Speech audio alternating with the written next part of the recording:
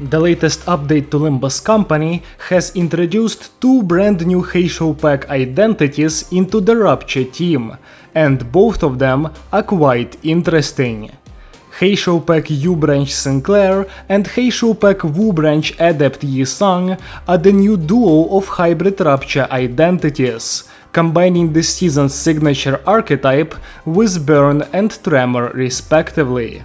But being Season 6 Rapture identities, the two new units are entering into an already stacked roster, and in their secondary teams of choice they also face tough competition.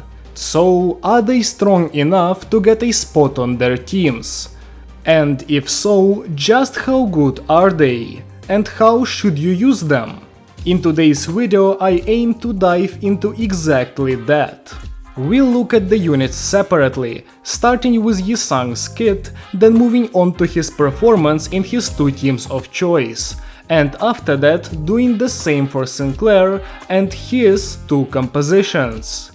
But before we start, I need to remind you that most of my viewers are not subscribed, so if you find yourself coming back to my videos or end up enjoying this one, consider subscribing, it helps me out a lot. Without further ado, let's get into the new Heishous. We'll start with the Wu Branch Adept. Wei Sang has a ton of health, high base speed and a maximum defense level. His Sin affinity spread consists of Sloth, Envy and Gluttony, with a Gluttony defense. All of Wei Sang's skills get empowered when he is faster than the enemy, and also gain coin power based on Rapture and Tremor on target. The first skill rolls up to 15, inflicts Bind on Clash Win and inflicts Rapture and Tremor with its coins while going -1 in Rapture count. The horse's second skill rolls up to 20, deals extra damage based on Line Breaker when Wei Sang is faster than the enemy, and gives haste on use. Its coins go neutral in Rapture count, and then burst the Tremor once. The second coin inflicts concussion if the target does not have Deathrite, and if they do, it inflicts Rapture instead. Wei Sang's skill 3 comes in two forms. The base form has 3 coins, rolls up to 24, deals extra damage based on Line Breaker and Shield on Wei Sang, gives him Strider, and at 3+ Line Breaker, all coins of the skill become unbreakable. The coins themselves inflict Rapture, Tremor, Tremor Count and Bind, while also triggering Tremor Burst and setting up Concussion. If the skill is used at 5 Line Breaker, the skill 3-2 gets activated instead. This version of the skill has 4 unbreakable coins, 3 attack weight, rolls up to 26, applies Commanding Cry to all allies next turn, gives Strider, and on Clash Win it deals extra damage if Wei Sang is faster than the enemy, and inflicts 1 concussion against the main target. The coins of the skill inflict a good amount of Rapture and Tremor, both potency and count, inflict another stack of concussion, and trigger Tremor Burst twice. As for Wei Sang's defensive skill, he gets a Clashable Guard that sets up Strider on combat start and removes a negative effect at turn end. Moving on to his passives, the Horse Adept has 3. The first one gives the Lord of Hongyuan Honglu access to 3 Tremor Bursts after comboing with Wei Sang, and also buffs Family Hierarch candidate Ishmael by giving her more poise potency and attack power up. Additionally, after Wei Sang uses his skill 3-2, Ishmael follows up with a free skill 3 of her own. Wei Sang's second passive makes him gain offense level up this turn and next turn when applying Commanding Cry.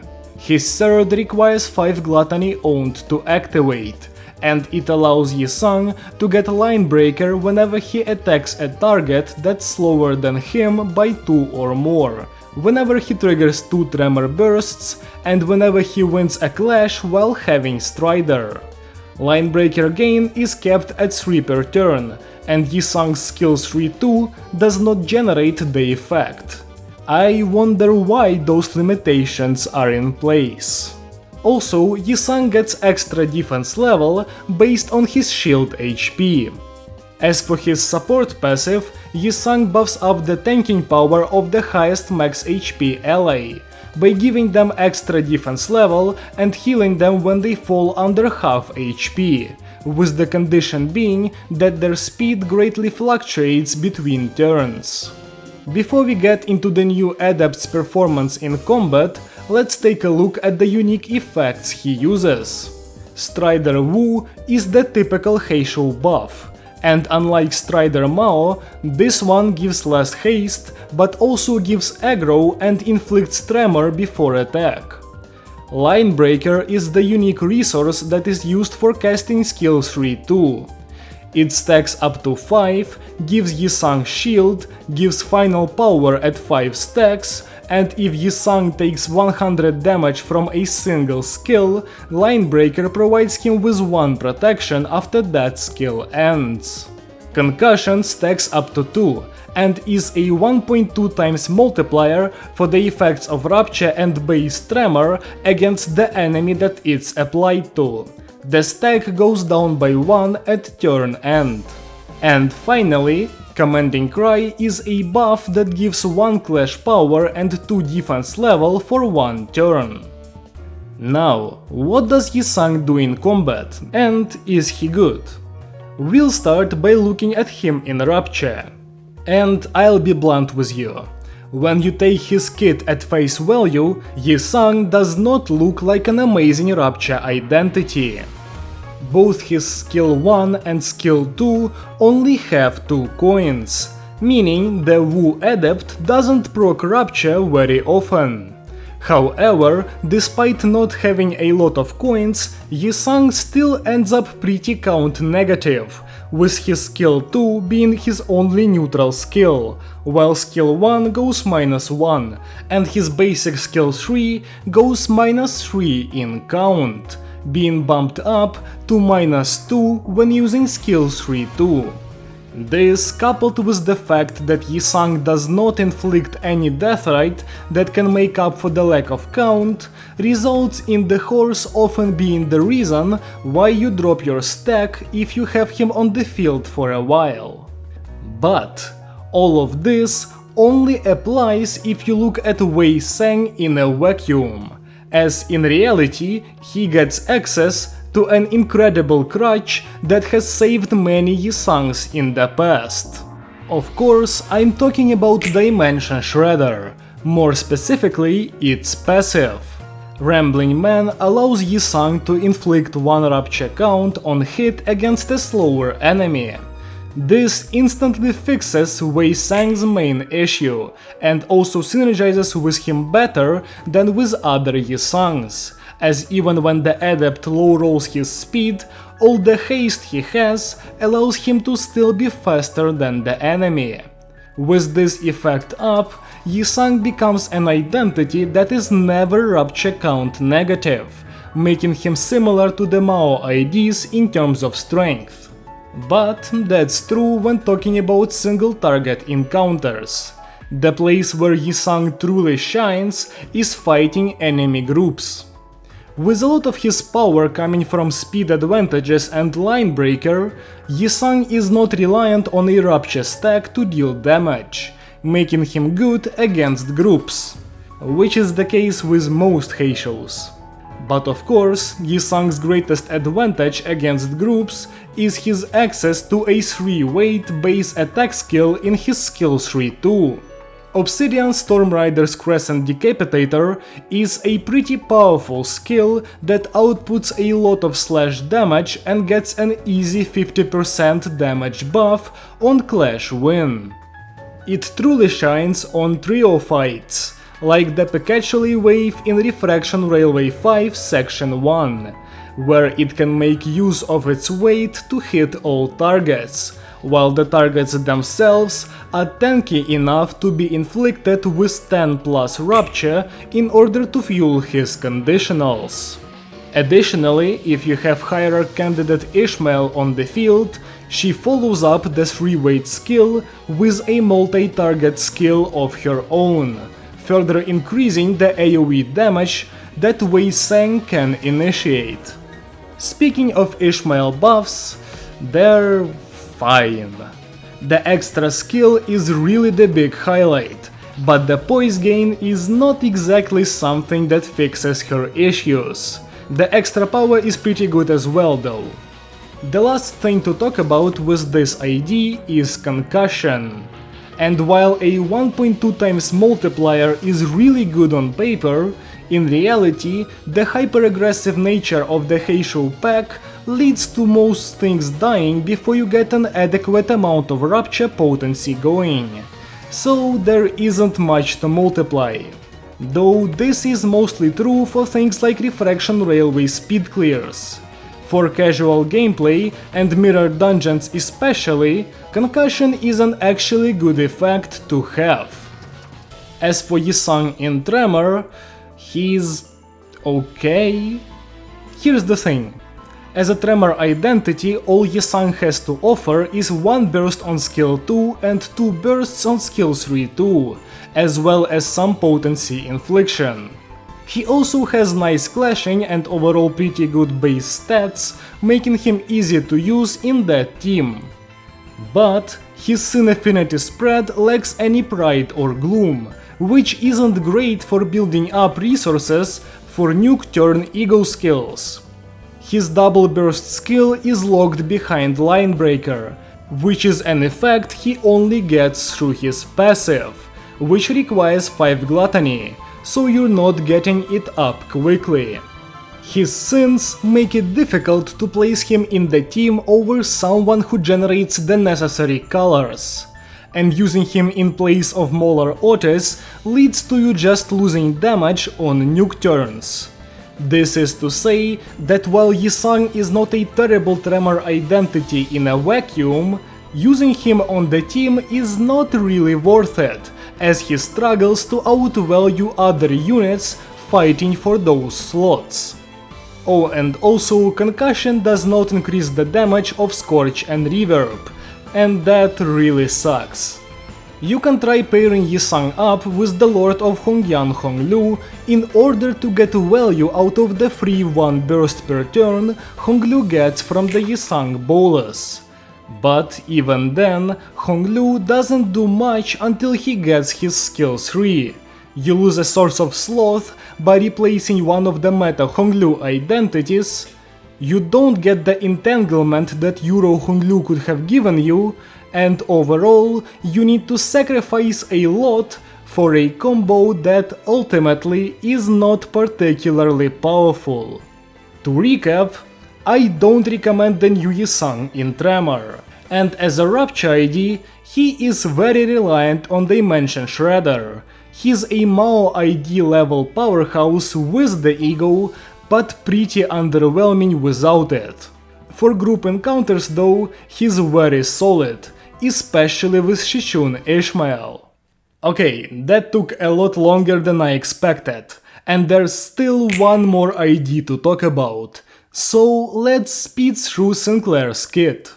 Sinclair's stats are pretty average, and his Sin Affinity spread consists of Lust, Gluttony and Wrath, with a Gluttony defense. All of his skills get coin power from Burn and Rupture on the enemy.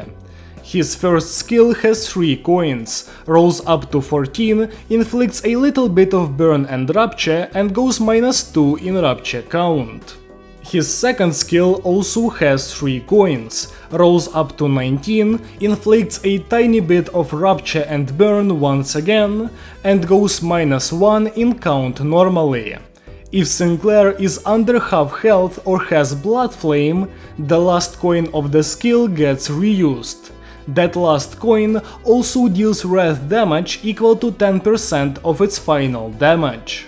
Sinclair's third skill has 4 coins, clashes at up to 26 and gets Unfocused Volley. The skill deals extra damage based on missing HP on target and on Sinclair. Gets Unbreakable coins at below half health or with Blood Flame, gives Sinclair 1 Blood Flame on use, gains Clash power based on missing HP on Sinclair, and on Clash loss, it applies 2 burn to Sinclair and the enemy. The coins of the skill go -3 in count, inflict a bit of burn and rupture, and the last 2 coins deal extra gluttony damage based on the final damage of said coins. As for Sinclair's defensive skill, he gets a clashable counter, which has 2 coins, goes -1 in count, gives Blood Flame, deals extra damage based on the HP Sinclair has lost in this encounter, and on Clash loss, it, once again, inflicts Sinclair and the enemy with 2 burn. As for Sinclair's passives, he gets 2. Game Foul allows Sinclair to give the Lord of Hongyang Honglu the ability to inflict burn with his skills after comboing with him, and also prevents Sinclair from getting staggered or dying due to burn damage. Additionally, he gets 3 Blood Flame when subbing in. His second passive requires 3 Wrath and 3 Gluttony owned, and it allows Sinclair to inflict burn against enemies with 7 or more rupture at a resonance-based chance. At combat end, if Sinclair has burn, he gets Blood Flame, as well as Wrath and Gluttony damage up. Also, at combat start, Sinclair gets 1 offense and defense level up for every 20% of his missing HP. As for his support passive, it also requires 3 Wrath and 3 Gluttony, and it allows the fastest ally to inflict 1 burn and 1 rupture once per turn when inflicting burn or rupture. The only unique effect Sinclair works with is Blood Flame, and that effect stacks up to 3, allows Sinclair to inflict 1 more burn and rupture potency with his skills, and also heals him for 3 SP whenever Sinclair staggers or kills an enemy. If that effect procs at max SP, Sinclair gets 1 offense level up instead. 1 stack is lost at turn end. This is it for Sinclair's kit. So let's jump into his performance in combat. As a rupture unit, Sinclair is a peculiar case. His skills are heavily count negative, so it's pretty much impossible to build up a rupture stack with him on the field, as he continuously ruins any attempt you make. And, unlike Wei Sang, Sinclair does not get access to a magical ego that solves that issue on its own. So, does that mean he's a terrible unit and should never be used? No, actually. Sinclair is most definitely an ID that was made with Lord Honglu in mind, as he works well with the idea of the revolving Heishou team that will end up being the final iteration of Heishou Rupture. While he can't help with the creation of a Rupture stack, Sinclair can definitely help with using it up. To make him useful, you don't want to fill the chicken right away, and instead you should hide him in backup. Then, once you either have a ton of count or the enemy is especially vulnerable, you can send out Sinclair, who will use his many coins and extra damage effects to burst down an enemy. This is a bit of a gimmicky playstyle, but what did you expect out of a free unit? For longer, multi-wave encounters, Sinclair can sustain his damage output after being sent out, continuing to hit enemies with his many coins. This is relevant for Refraction Railway and pretty much no other game mode though. Speaking of game modes, Sinclair is a powerful tool when used in the mirror dungeons, as his multitude of coins comes in handy when you don't need to worry about dropping the stack. Due to Sinclair's one-dimensional gimmick, there really isn't much else to say about him in Rupture, except for the fact that despite wanting to be at low HP, his self-burn application is laughably bad, so he struggles to reach max or even high conditionals. As for SInclair in burn, I gotta say that the same sinner getting a 4th burn ID is comical, and as usual, the chicken has to face Don Sinclair as its main competition. When looking at his burn infliction, the new Sinclair is pretty terrible. Even with Bloodflame, SInclair does not even come close to outdoing Don in terms of potency infliction, so he will not be taking over as the team's burn driver anytime soon, and thus gets outclassed in boss fights that you clear using Dark Flame. The one edge SInclair has over Don is his physical and sin damage. With his high coin counts and extra damage effects, the new ID can deal a bunch of damage quickly. Is that enough to make him better than his competition? In my opinion, no. I still much prefer using Don to the newest identity, but I have to say that the physical damage output he has is pretty nice.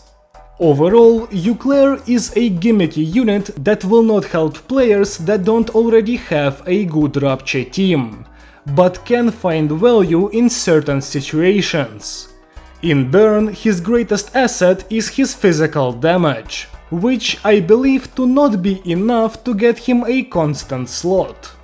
And like that, my overview of the 2 newest Heishous has come to an end.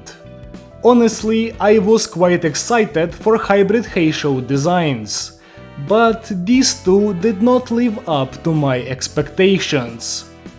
Both are better in Rapture than they are in their secondary teams, and even in Rapture, they're not that great. SInclair is fairly situational, but can be useful, and Wei Sang is dependent on ego to get any kind of real strength. At this point I'd usually tell you whether or not to get the IDs, but Sinclair is free, and Wei Sang looks cool, so I know many of you will get him. And honestly, he's not a waste, but also isn't exactly a priority pick for Rapture or Tremor players. If you disagree or have something to add, feel free to leave a comment below, and there's a 19% chance I'll read and respond to it.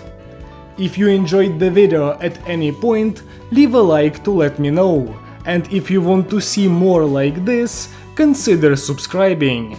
Thank you so much for watching, and I hope to see you again soon. Goodbye!